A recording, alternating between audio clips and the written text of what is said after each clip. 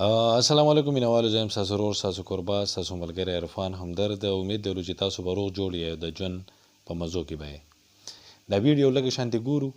او بیا د دې نه وروسته سره یو څو خبرې کومه. ما سره اوسئ. نازیه اتمت گڑی بادامی دا اتم گڑی کسی کالونی کی کالونی کی دا درې مو اوچت کړی ځنګلونه یې اوچته کړی و څو ورځې مخکې دغه څه 3 سره 15 ورځې کېږي. بس هغه خلکو نه وړلې مو د خلکو ته مو چېرته مېر کړي وه؟ پنجاب والا نه دا ماشومه کاپسي ورکړې ده دې ځای ولا یادې هغه کوم لاهور ته پارسل کړی ده لاهور داسې واړه و دې ډېره واړه نه اندازې سکول کپړو کې وه دغه ځینې ځنګلي نه ها دغه ځنګلي نه اخو دوه ماته ده کنه بڑا بیر اڑخنا بڑا اوسه لیکن فرق شته پکې بڑا دا بیر بیل کلی دا بیل کلی دی بڑا بیر کې سپین جماعت نه سپین جماعت نه سپین جماعت هغه چې دا کنه شپږو کالو کو سلور کالو هغه په رومال کې رومال وو دا څه ورکوټ شانتي رومال وو هغه خلکو دا څه ټیمو دا داسې و چې سکول نه راتلی وي بجې ټیم غرمه ټیمه غرمه ټیم کې وه چې غرمه ټیم کې راغله که نه بیا دې ته مونږ پاپړ ونیو چې پاپړ مو ونیو نه که نه بیا پاپړ سره دا راغله چې پاپړ سره راغله که نه بس دلته مو پوه نه چې هغه چې ده که نه هغه هغې خلکو له مو پاس کړه کوم کسان مو تا ته لاهور نه راځي ماشومه په ورکو په دې ګوجراوالي نه دی لاله موسی چې ده په اغز کې ورته میلاو شو د اغز نه راشي مونږ تاسو ورسو د نو صحیح خبره ده جی جی یو له شل زره برته میلاو شلی به زره دې ته پیدا بس الله ته پته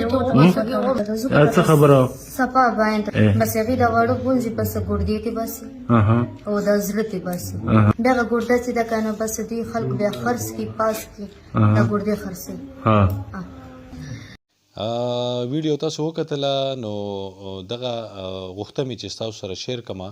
صرف دغه یو مقصد مې دی چې خپل ماشومان ډېر زیات خیال وساتئ،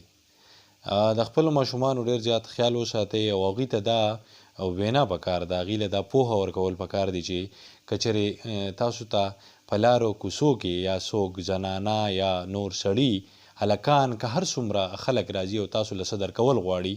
که هغه مثال کې چپس یا داسې ټافیانې وي او داسې نور د خوراک څیزونه تاسو له درکوي، نو دغه خپل ماشومان چې کم دی نو په دغه باندې پوهه کول پکار دي چې آیا تاسو په لاره کې د چا نه هېڅ قسم څیز مه اخلئ. او بیا هغې ته دا هم وینا پکار ده چې تاسو که کور ته نږدې نو تاسو کوشش کوئ چې خپل کور ته ځان رارسوئ او دغه شان د کور نور خلک خبروئ چې آیا دغه شانتې پلانکي ځای کې داسې کس دی او ماته یې داسې د څه وویله یا ماله داسې څه راکوي یا ماله څه میوه راکوي، ماله څه خواږه راکوي، نو داسې وینا په کور کې بیا پکار ده. او دغه